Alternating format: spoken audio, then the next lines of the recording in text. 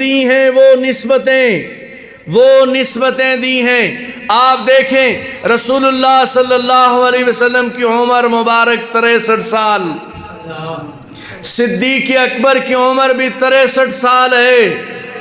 رسول اللہ صلی اللہ علیہ وسلم کی وفات سوموار کے دن ہوئی، صدیق اکبر کی وفات بھی سوموار کے دن ہوئی۔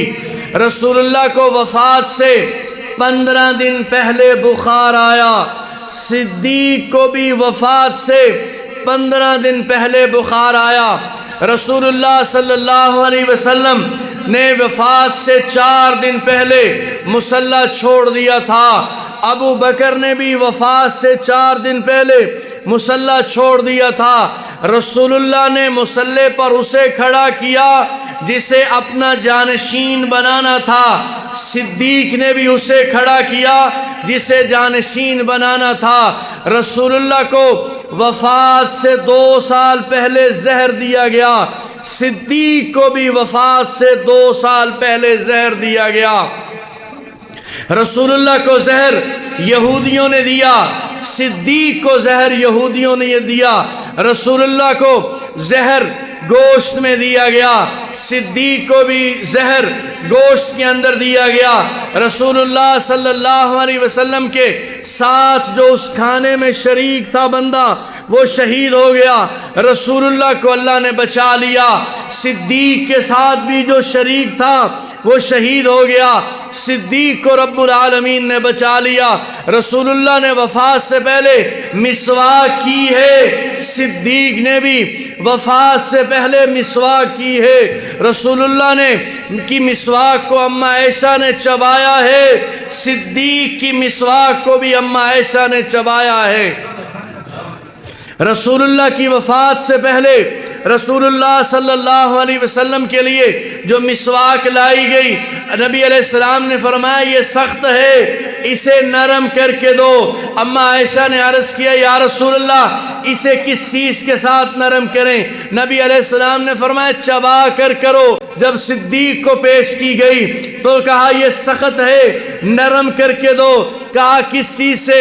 کہا بیٹی رسول اللہ کی مسواک کو بھی تو نے نرم کیا تھا، میرے لیے مسواک کو بھی تو ہی نرم کر۔ جس چارپائی پر رسول اللہ کے جسد اطہر کو لٹایا گیا تھا اسی چارپائی پر صدیق کے جسد اطہر کو لٹایا گیا۔ جو چادر رسول اللہ پر ڈالی گئی تھی وہی چادر صدیق پر ڈالی گئی۔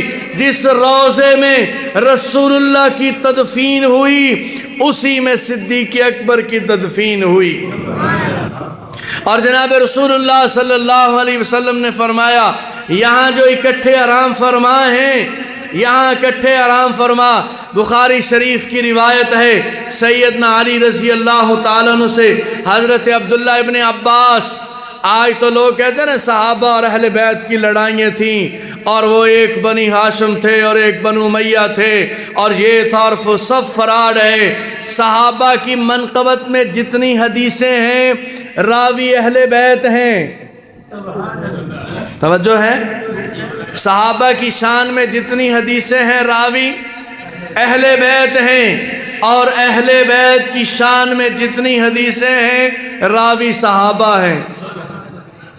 ان کی رشتہ داریاں بھی ہوں، تعلقات بھی ہوں، آپس میں بنے ہوئے ہوں، لیکن باہر کے آدمی کو تکلیف ہو رہی ہو تو یہاں بھی آپ دیکھیے ایک رافضی چند مہینے پہلے وہ صدیق اکبر پر تہمت لگا رہا ہے۔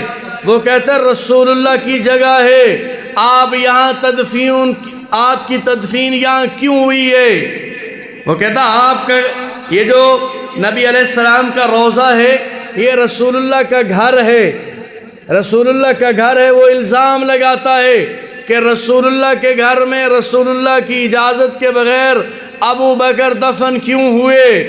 اللہ نے اجازت دے دی ہے، ان کی تدفین ہو گئی ہے اور ان کو تکلیف ہوتی رہے گی۔ اور رافضیوں کی تکلیف سے ایمان والوں کو مزہ آتا رہے گا۔ مزہ آتا ہے کہ نہیں؟ جب کوئی رافضی چیختا ہے کسی صحابی پر تو لطف آتا ہے کہ صحابہ کے کفار پر چلے ہوئے تیر آج بھی ان کے زخموں سے خون رس رہا ہے۔ تو یہاں بھی شان سنیے، صدیق اکبر رضی اللہ تعالیٰ عنہ اسی حجرے میں تدفین، اور فاروق اعظم رضی اللہ تعالیٰ عنہ کی بھی اسی حجرے میں تدفین۔ حضرت عبداللہ ابن عباس نبی علیہ السلام کے چچا کے بیٹے، وہ فرماتے جب حضرت عمر کی تدفین ہوئی نا اس جگہ پر، تو ہم دفن کر رہے تھے، مٹی ڈال رہے تھے، میں وہاں پر کھڑا تھا، میں نے دیکھا کسی بندے نے میرے کندھے پر آ کر ہاتھ رکھا، میں نے سنا وہ بول رہا ہے، اس نے کہا عمر اللہ کی قسم مجھے یقین تھا یہ جو جگہ خالی تھی اس پر تیرے علاوہ کسی اور کی تدفین نہیں ہو سکتی۔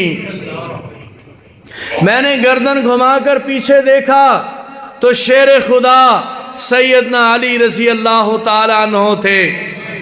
حضرت علی رضی اللہ تعالیٰ عنہ فرما رہے تھے، عبداللہ ابن عباس فرماتے میں نے کہا حضرت علی رضی اللہ تعالیٰ سے کہ بھائی جان آپ کو کیسے یقین تھا؟